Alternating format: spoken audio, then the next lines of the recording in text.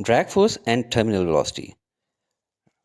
ये एक spherical object है जो कि एक वाटर के अंदर हम लोग इमर्स करेंगे।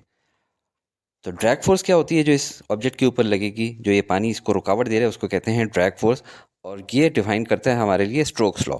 और स्ट्रोक एक साइंटिस्ट था जिसने हमें बताया कि ड्रैग फोर्स जो इस ऑब्जेक्ट के ऊपर लगेगी वो तीन चीज़ों के ऊपर डिपेंड करती है। दो इसके मुतल्लिक हैं और एक इस मीडियम जो लिक्विड है इसके मुतल्लिक है। पहली चीज़ radius R of the spherical object, कि इसका रेडियस क्या है। दूसरा कि ये किस वेलोसिटी से नीचे जा रहा है। और तीसरा जो ये ऑब्जेक्ट है, जो ये लिक्विड है, इस मीडियम का विस्कोसिटी क्या है, ईटा क्या है। तो drag force is directly proportional to eta r and v. अब इस की जगह हम लोग इक्वल टू का निशान लगाएं तो हमें प्रोपोर्शनैलिटी कांस्टेंट भी चाहिए, वो हम लोग कहते हैं F D is equal to A. ठीक है, ए ईटा आर वी। और साइंटिस्ट ने over the period of time मालूम किया है कि ए की वैल्यू होती है 6 पाई की इक्वल। तो ये हमारा पहला फार्मूला आ गया, drag force is equal to 6 pi eta are v. अब आप देखें कि ये ऑब्जेक्ट है, जब इसको इनिशियली हम ऊपर रखते हैं उस टाइम पे इसका सिर्फ वेट नीचे डाउनवर्ड एक्ट कर रहा होता है, जिसको हम लोग कहते हैं ग्रेविटेशनल फोर्स या वेट या एम जी। नेट फोर्स इस टाइम पे इसके ऊपर क्या होती है, इस टाइम पे इनिशियली इसके ऊपर कोई ड्रैग फोर्स ऊपर की तरफ नहीं लग रही होती, क्योंकि अभी बस जस्ट रख ही रहे हैं। तो इसकी नेट फोर्स डाउनवर्ड एक्ट कर रही होती है एम जी, जो कि वेट होता है। जू जू ये नीचे जा रहा है इसकी वेलोसिटी इंक्रीज कर रही है। ठीक है, तो इस टाइम पे इसकी ड्रैग फोर्स बढ़ना शुरू हो जाएगी, क्योंकि ड्रैग फोर्स डिपेंड कर रही होती है वेलोसिटी पे। बाकी दो चीज़ें तो कांस्टेंट हैं। तो ड्रैग फोर्स इसकी थोड़ी सी इंक्रीज कर जाएगी और नेट फोर्स इसके ऊपर जो लगेगी वो होगी वेट यानी एम जी माइनस एफ डी। मज़ीद आगे जाएगा तो इसकी एक वेलोसिटी मज़ीद बढ़ जाएगी और ऐसी स्टेज आएगी कि ड्रैग फोर्स बराबर हो जाएगी एम जी के। तो एफ नेट यानी कि net force equal to M G minus f d उस टाइम पे क्या हो जाएगी, देखें, वेट माइनस ड्रैग फोर्स, ये दोनों बराबर हो गई तो नेट फोर्स ज़ीरो हो जाएगी। और ज़ीरो होने का मतलब है फोर्स का फॉर्मूला क्या होता है, मास इंटू एक्सेलरेशन। तो मास तो ज़ीरो नहीं हुआ, क्या चीज़ ज़ीरो होगी है, एक्सेलरेशन। तो जब एक्सेलरेशन ज़ीरो हो जाएगी वो टाइम है कि इसकी वेलोसिटी कांस्टेंट हो जाएगी। ठीक है, और इसी वेलोसिटी को जब कांस्टेंट हो जाए इसको कहते हैं टर्मिनल वेलोसिटी। यानी यहाँ से यहाँ तक आते वक्त तो इसकी वेलोसिटी बढ़ती जा रही थी, अब यहाँ से आखिर तक इसकी वेलोसिटी कांस्टेंट रहेगी, क्योंकि एक्सेलरेशन इसकी ज़ीरो है, नेट फोर्स इसके ऊपर मज़ीद अब कुछ नहीं लग रही। तो देखें, net force is equal to gravitational force minus drag force. Net force का फॉर्मूला क्या होता है, mass into acceleration. Gravitational force हम लोग वेट कहते होते हैं और ड्रैग फोर्स हम लोग ने अभी निकाला है 6 पाई ईटा आर वी।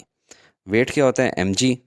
ठीक है, और जब मास इंटू एक्सेलरेशन हमने यहाँ पे चूँकि टर्मिनल वेलोसिटी निकालनी है तो हम लोग वी की जगह वी टी कर देते हैं, और ऐसी सूरत हाल में एक्सेलरेशन क्या होती है, ज़ीरो। अब मास इंटू ज़ीरो ज़ीरो हो जाएगा, इज इक्वल टू वही M ji minus 6 pi eta are V T. अब हम लोगों को चाहिए वी टी, तो इस वाली इक्वेशन टर्म को हम लेफ्ट पे ले आते हैं। 6 pi eta are V T is equal to M G. हमें चाहिए वी टी, तो V T is equal to M G divided by 6 pi eta are V. तो ये हमारे पास पहला टर्मिनल वेलोसिटी का फॉर्मूला आ गया जो कि मास की टर्म में है। अगर हम लोगों को डेंसिटी की टर्म्स में निकालना हो तो हमें पता है कि डेंसिटी का फॉर्मूला होता है मास पर यूनिट वॉल्यूम। अब mass is equal to density into volume. और वॉल्यूम ऑफ अ स्फीयर क्या होता है, 4/3 पाई आर क्यूब। ये आपने सारी ज़िंदगी याद रखना है, फिजिक्स में बार बार आएगा। वॉल्यूम ऑफ अ स्फीयर क्या होता है, 4/3 पाई आर क्यूब। अब इस वॉल्यूम के फॉर्मूले को हम इसमें डालते हैं तो हमारे पास आ जाता है mass is equal to rho 4/3 pi R cube. अब हमारे पास मास की वैल्यू आ गई है, हम लोगों ने इसको इस फार्मूले वी टी में डालना है। तो ये फार्मूला हम एक दफ़ा फिर से लिख लेते हैं, V T is equal to M G divide by 6 pi eta R. और इसमें अभी मास की वैल्यू ये के रो 4/3 पाई आर क्यूब डालते हैं। तो V T is equal to rho 4/3 pi R cube हम लोगों ने ये डाल दी मास की जगह।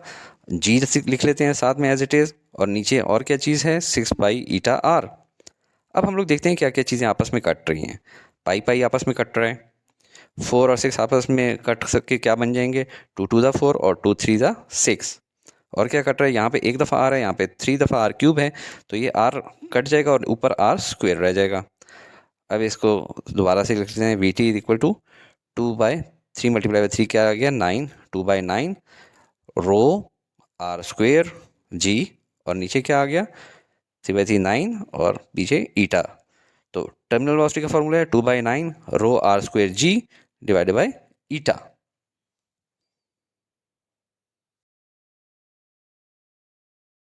अस्सलाम वालेकुम स्टूडेंट्स, अगर आप चाहते हैं कि आपके टीचर ये वीडियोस बनाना कंटिन्यू रखें तो ज़रूर लाइक, शेयर और सब्सक्राइब करके हौसला अफजाई किया करें।